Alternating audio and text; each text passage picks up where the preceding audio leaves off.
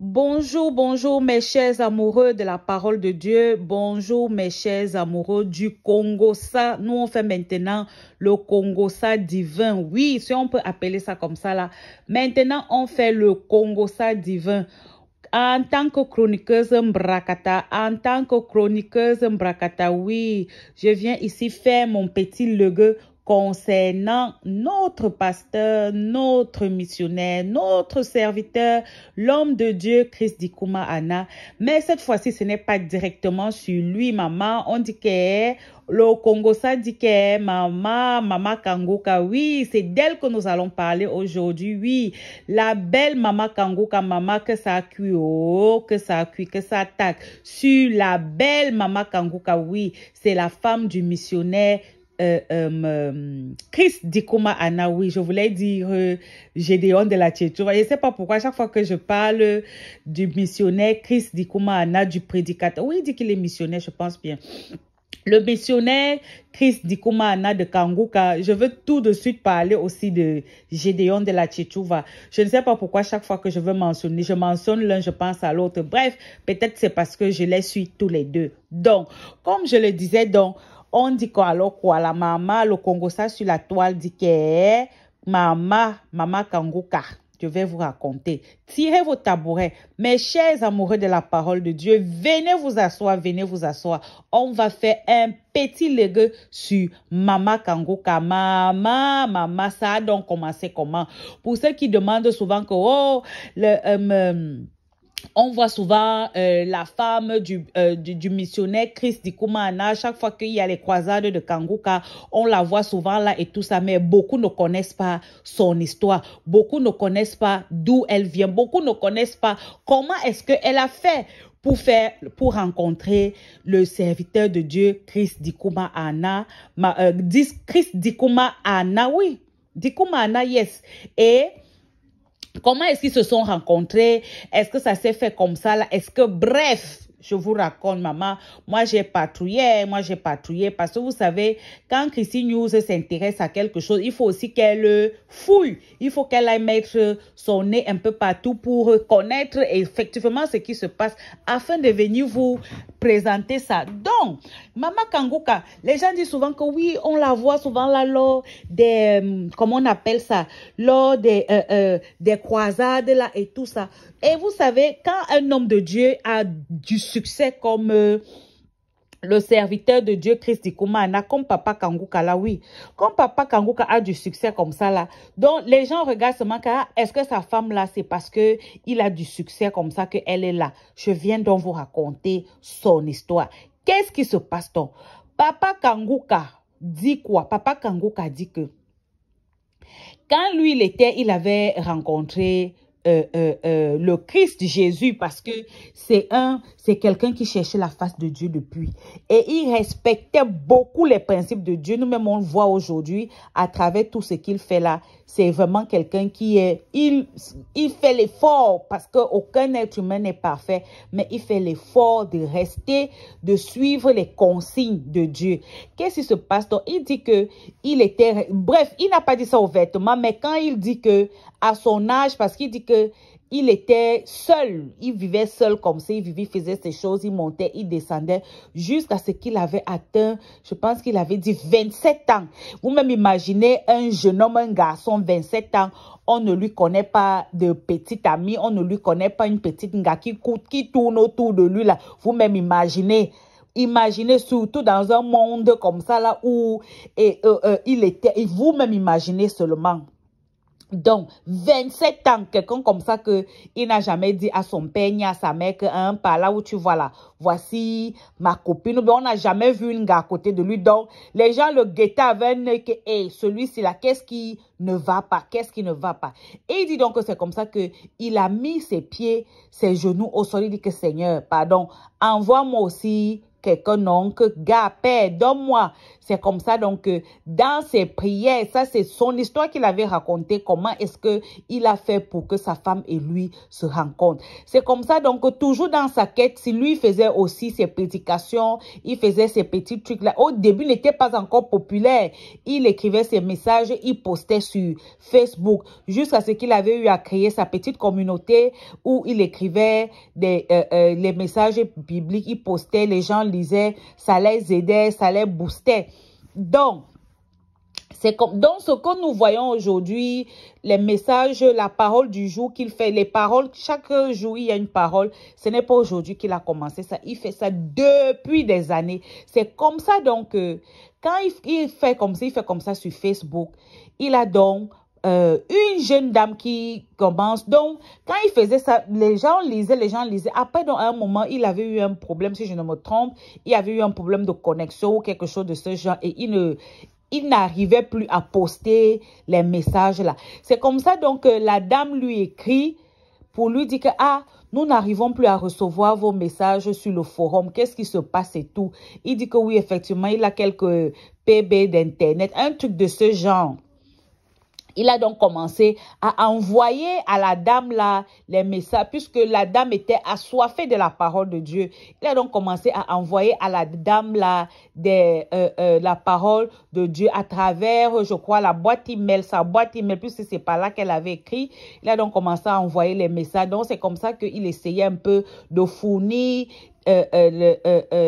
les messages, la parole de Dieu à la dame. Entre-temps aussi, les problèmes qu'il avait eu, Internet et tout ça, ça s'est arrangé. Bref, et il dit donc de fil en aiguille comme ça, là, avec la dame qui lui avait posé le problème de connexion, là, ils ont commencé à causer, ils discutaient vraiment des choses de Dieu et tout, et tout, et tout. S'il y avait un truc qu'elle ne comprenait pas, elle demandait en profondeur pour avoir plus d'explications. C'est comme ça, donc, ça avait commencé. Un jour, donc, il est là comme ça, là, Dieu lui dit que, c'est alors elle que j'ai placée sur ta route. Il dit que qui? Comment ça? Dieu lui dit que oui, c'est elle. La dame qui t'écrit si c'est elle. Ha! Kanguka nous dit que quand Dieu lui avait révélé que c'était elle là, il a fait comment? Parce que vous savez que l'homme, il y a toujours un orgueil là que non, il ne pouvait pas se lever comme ça pour dire à la femme que là où tu vois, alors là c'est toi. Il dit que donc, il n'a pas procédé comme ça là. Que lui, sachant déjà que c'était elle, Sanga, que Dieu avait envoyé. Donc, qu'est-ce qu'il a fait? Il a donc commencé à lancer les graines un peu. Il lançait déjà les petites graines, il lançait les graines, mais sans dire à Langa que bah, là où tu vois, c'est toi. Donc, il lançait aussi pour voir comment Langa allait réagir. C'est comme ça donc que Langa aussi a commencé à faire. Vous connaissez comment nous, les femmes, on est. Elle fait comme Cindy Minja disait, voulant, ne voulant pas voulant. Vous voyez un peu du genre. Donc, Langa aussi était un genre. Et s'il vous plaît, Langa vivait où? Langa vivait du côté du Canada. Oui, elle vivait au Canada. Elle vivait au Canada. Et lui, il était où? Et lui, il était au Burundi. Et il dit qu'étant au Burundi, là, sa situation est, il ne s'en sortait pas. Il ne s'en sortait pas. Il dit qu'il vivait dans une chambre et ce n'était même pas une chambre, que c'était une véritable chambre. C'était un endroit de prière. Donc, c'est là où il se rassemblait avec d'autres personnes pour prier. C'est comme ça donc et qu'il avait son petit matelas là que quand les gens partaient, il sortait le matelas de la cachette. Il étalait là au sol, il dormait. Quand le matin arrivait et tout ça, il pliait son petit matelas, il remettait. Imaginez quelqu'un comme ça là. Et puis, lui, il est en train de causer avec Sanga qui est au Canada, que Dieu lui dit que c'est elle. De fil en aiguille, donc, on commençait à causer. Langa lui disait que non, elle est au Canada et tout ça. Elle est en train de faire ses études en ligne aux États-Unis là-bas. Que vraiment, bref, imaginez une femme qui est au Canada, donc forcément, elle était bien jusqu'à ce qu'elle faisait même l'école en ligne du côté des États-Unis là-bas. C'est comme ça, donc, le gars a dit qu'il prenait, il tâtait juste le terrain pour attirer aussi. Langa a vu que Dieu lui avait déjà révélé que c'était sa personne. Maman, c'est comme ça, donc, ils ont commencé, donc, comme je le disais, ils ont commencé à causer. Après un jour, donc, il dit que bon, il va un peu poussé le bouchon un peu loin. Il a donc demandé la photo à Langa que, depuis on cause là, je ne sais même pas à quoi tu ressembles. Montre-moi un peu ton visage. Envoie-moi une photo pour que je puisse au moins mettre un visage sur qui je cause avec la voix-ci. C'est comme ça que Langa a accepté, lui a envoyé sa photo. Lui aussi, il a envoyé la photo. Donc, chacun savait déjà au moins qu'il y avait le visage qu'il y avait, ce que l'autre avait. De fil en aiguille, ils ont commencé à causer. Donc, entre-temps, donc, les choses ont commencé à avancer. Langa mordait déjà un peu. Oui, il faut le dire. Papa Kangourka avait déjà placé ses pions. Langa aussi a commencé à mordre déjà. Elle était déjà dans le bain et tout ça. Et puis finalement, il lui a donc... c'est comme ça que le gars lui dit donc, bon, veux-tu. Bref, elle a accepté que bon, ils ont commencé, parce qu'il n'a pas directement dit copine, que femme de vie et tout ça, parce qu'il dit qu'il ne voulait pas qu'elle ait peur. Il lui dit donc que bon, il a d'abord lancé le maïs là, que bon, copain, copine, est-ce qu'on peut être amis? Langa dit qu'il n'y a pas de problème. Et de fil en aiguille, donc quand ils ont commencé donc à parler, à être un peu plus sérieux, c'est là où le gars, Langa lui demande donc bon, tu dis même qu'on va faire comment? Moi, je suis au Canada, toi, tu es au Burundi là-bas. On va vivre notre ndolosi. Comment? C'est le gars dit que il avait dit à Langa que là où tu vois là, comme toi-même tu es une amoureuse de la parole de Dieu, toi-même tu aimes Dieu. Donc, ce qu'on va faire, c'est que tu vas prier de ton côté. Moi aussi, je vais prier de mon côté pour demander à Dieu qu'est-ce qu'on va faire. Mais entre-temps, il nous lance le fax que non, lui, il avait déjà prié. Donc, Dieu lui avait déjà dit que Langa, c'est au Burundi que vous allez vivre. Montez descend, c'est au Burundi que vous allez vivre. Et il dit qu'il avait eu un songe où le Seigneur, parce que lui-même, il était un peu un genre que maman, quelqu'un qui est au Canada, on va vivre au Burundi. Donc, il était un peu confus que comment ça? C'est comme ça qu'il avait eu un songe. Il dormait comme s'il a eu un rêve, mais c'était vraiment pas comme un rêve. Bref, c'était un songe, si on peut appeler ça comme ça, oui.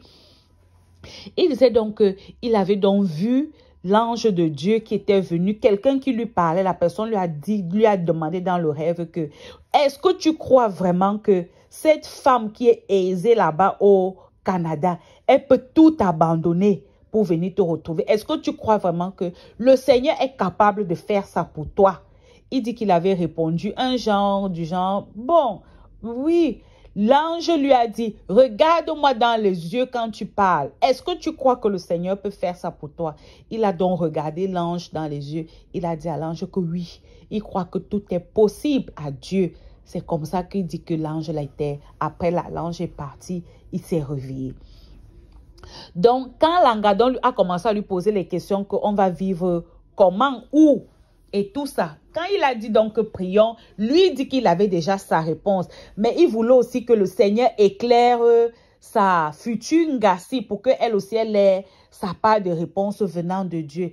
Et c'est comme ça que de fil en aiguille, donc, elle a accepté de tout abandonner. Écoutez bien, elle a accepté de tout abandonner. Elle a laissé tomber tout ce qu'elle faisait, sa maison qu'elle avait au Canada, son travail, son école. Elle a tout laissé. C'est comme ça qu'elle est partie donc au Burundi pour aller s'installer au Burundi. Et ça n'a pas été facile. Il nous disait que oui, Papa Kangourka nous raconte que quand c'était comme ça, parce que il fallait bien que la famille de la fille soit au courant de ce qui se passe. Donc, quand la fille et lui ont commencé, ils ont commencé les pourparlers pour les démarches. Vous connaissez comment ça se passe chez nous, la dot et tout ça. Bref, quand la fille aussi a annoncé à ses parents que là où c'est là, elle ne compte plus repartir au Canada. Imaginez nous ici en Afrique, on t'envoie en Europe et tout ça. Tes parents ne s'attendent pas à ce que tu leur dises que tu retournes et tout ça parce qu'il y a un homme dans ta vie. Non, il dit donc que c'est comme que voilà ce qui a été un peu difficile dans leur relation. C'était la famille. Il fallait que les parents de sa femme acceptent ça. Et il dit que pour cela, ils ont mis les genoux à terre. Lui-même, il a prié. Sa femme a prié pour que ce que le Seigneur leur avait déjà montré, oui, à eux, que le Seigneur touche également leur famille pour que les familles acceptent ça, puisque ça ne venait pas d'eux, que c'était la volonté de Dieu. Et il disait donc que de fil en aiguille, c'est comme ça que la maman, parce qu'il a beaucoup parlé de la maman de la fille, que c'est comme ça que sa belle-mère finalement avait accepté, mais que ça n'a pas été facile. Ça n'avait franchement pas été facile. Finalement, la maman de sa femme, sa famille avait accepté. Et puis, sa femme, donc, comme je le disais, est allée, s'était installée définitivement au Burundi. Ils ont donc commencé à faire chemin ensemble. Ils se sont mariés. Ils ont eu donc leurs enfants. Je crois qu'actuellement, ils ont 2 enfants, un garçon et une fille. Donc, il dit donc que c'est comme ça que Mama Kanguka est donc devenue sa femme, Mama. Et il dit que l'Angala prie parce que effectivement, une dame qui ne prie pas ne peut pas supporter, ne peut pas être aux côtés de quelqu'un qui prie autant comme on voit Papa Kanguka prier, la maman. Le gens que le monsieur là aime Dieu. Donc c'est comme ça que sa femme aussi aime Dieu. Et vous voyez que les deux vont ensemble. Donc vraiment, Dieu sait comment il place les gens. Dieu sait comment il place les gens. Une dame comme ça là. Parce que quand vous voyez comment Kanguka est debout là, oui. Quand vous voyez comment Papa Kanguka est debout, il est là, il fait les prédications chaque jour, les émissions. Il n'y a pas un jour qui se passe sans qu'il y ait une émission. Même le dimanche, là, j'ai dit, il y a toujours la parole de Dieu que ce monsieur fait. Donc, c'est son travail là-bas. Et vous voyez, un homme comme ça, s'il n'était pas soutenu chez lui par sa femme, si sa femme ne le soutenait pas, c'est que ce n'est pas comme on voit là que Kanguka. Donc, vraiment, Maman Kanguka, c'est vraiment une femme, on sent vraiment que les deux, c'est Dieu, c'est l'appel de Dieu.